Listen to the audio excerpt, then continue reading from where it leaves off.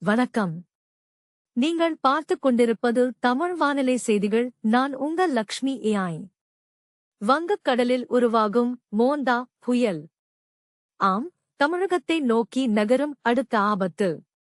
இந்திய வானிலை ஆய்வு மையம் வெளியிட்டுள்ள தகவலின்படி, தென்மேற்கு வங்கக்கடலில் உருவான காற்றழுத்த தாழ்வு மண்டலம் தற்போது புயலாக வலுப்பெற்று மோந்தா என பெயரிடப்பட்டுள்ளது.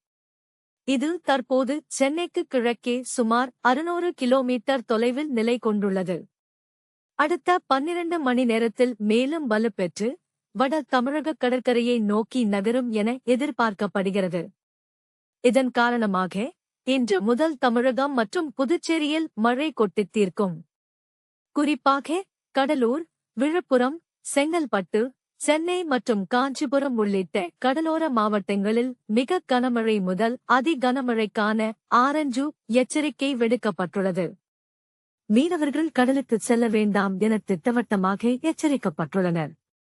தமிழக அரசு சார்பில் மீட்புப் படைகள் தயார் நிலையில் வைக்கப்பட்டுள்ளன. பொதுமக்கள் அத்தியாவசிய பொருட்களை சேமித்து வைத்துக் கொள்ளுங்கள். வதந்திகளை நம்ப வேண்டாம்.